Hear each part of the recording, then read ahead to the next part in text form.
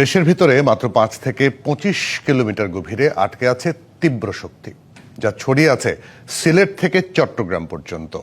ওই জোনে জমা থাকা শক্তির 70% যদি একসাথে বেরিয়ে আসে তাহলে হতে পারে 8 থেকে 9 মাত্রার ভূমিকম্প। 31 ঘন্টায় এই জোন থেকে বারবার 4বার ভূমিকম্প হওয়াকে বড় কম্পনের আগাম বার্তা হিসেবে দেখছেন বিশেষজ্ঞরা। 1 থেকে 1,500 বছরের ব্যবধানে বড় ভূমিকম্পের যে সংখ্যা রয়েছে, এখন চলছে সেই সময়টা। সংখ্যা হলো প্রলয়ঙ্করী কাণ্ড ছাড়া এই ঝুঁকি থেকে বের হবার কোনো সুযোগ নেই। বার্তাকক্ষ থেকে যুক্ত হচ্ছে সহকর্মী মনিরুল সোহাগ। মনিরুল সোহাগ, তার মানে আমাদের অমোঘ সত্যির উপরে অপেক্ষা করতে হবে, এছাড়া কোনো উপায় নেই। মানে প্রলয় একটা হবে, সেখানে যারা বাঁচবে তো বাঁচলো, আর যারা মারা যাবে তো গেল, তাই কি? বিষয়টা আসলে অনেকটাই এরকম বলা যায়। যদি আলোচনাটাই এভাবে শুরু করি যে ভূমিকম্পটি নরসিংদীতে শুক্রবারে হলো, অর্থাৎ 5.5 মাত্রারও বেশি, সেরকম যদি প্রতিদিনই হতে থাকে, অর্থাৎ সিলেট থেকে এই চট্টগ্রাম পর্যন্ত যে জোন রয়েছে সেখানে, তাহলে এই পুরো শক্তি শেষ হতে বা ভূমিকম্পের ঝুঁকি কমতে 200 বছর লেগে যাবে।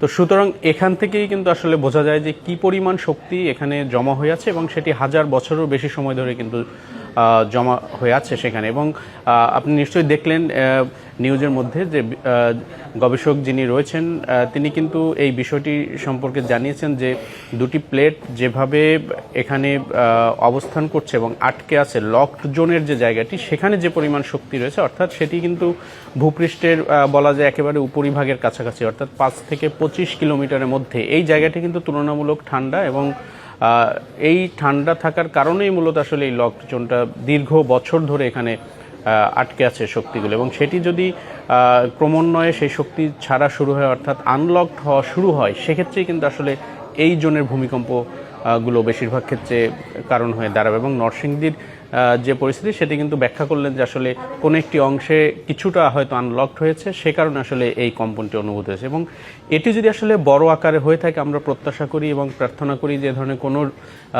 দুর্যোগ না আসুক, কিন্তু কোনো কারণে যদি এটি হয়ে যায়, সেক্ষেত্রে আসলে সবচেয়ে ঝুঁকিপূর্ণ কিন্তু ঢাকাকেই ধরা হয়েছে। কারণ ঢাকায় যেভাবে জনবসতি গড়ে উঠেছে, ঘন বসতি রয়েছে, যেভাবে আবাসন ব্যবস্থাপনা রয়েছে, এবং ভবনগুলো যেভাবে নিয়মের বাইরে যে দুর্বল করে বানানো হয়েছে, সেই কারণেই কিন্তু আসলে সবচেয়ে বেশি বড় ঝুঁকি। এবং এটি যদি 7-এর উপরে বা 7.5 মাত্রার উপরে যদি এই ধরনের ভূমিকম্প হয়, বুয়েটের গবেষণায় যেটি এসেছে, প্রায় অর্ধেক ভবন রাজধানী সেটি ক্ষতিগ্রস্ত হবে। কিছু ভবন ধসে পড়বে, কিছু ভবন আংশিক ধসে যাবে, কোথাও কোথাও ভবন ক্ষতিগ্রস্ত হবে। সুতরাং সেই পরিস্থিতি হলে আসলে সেখান থেকে বের হওয়ার যে অবস্থা, সেই জায়গা থেকে ঘুরে দাঁড়ানো। এবং সানশাইন আটা ময়দা সুজি, ভালোবাসায় তৈরি।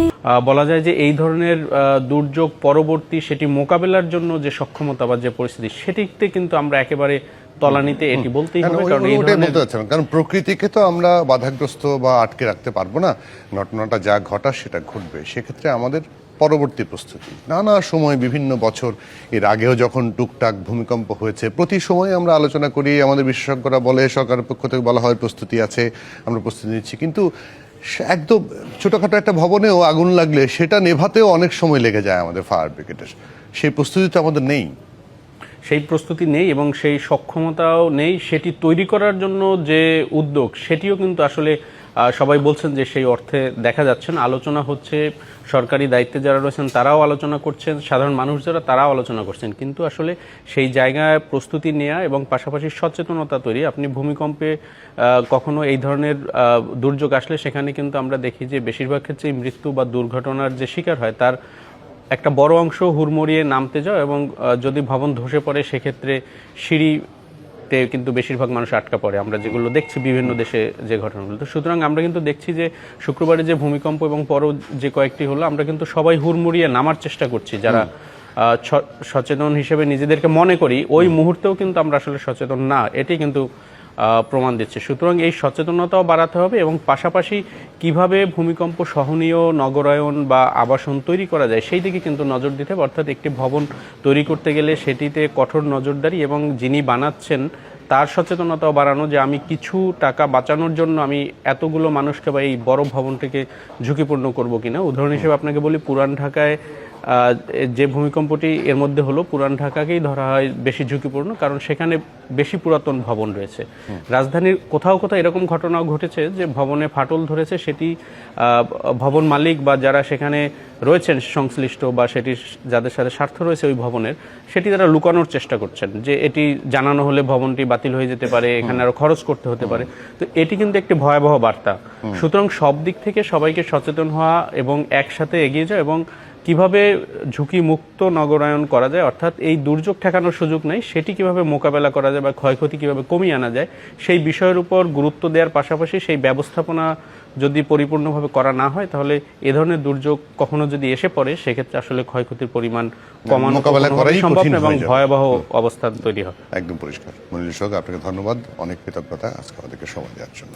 আমাদের বিশেষ প্রতিনিধি মনিরুল সোহাগ ছিলেন বার্তা কক্ষ থেকে।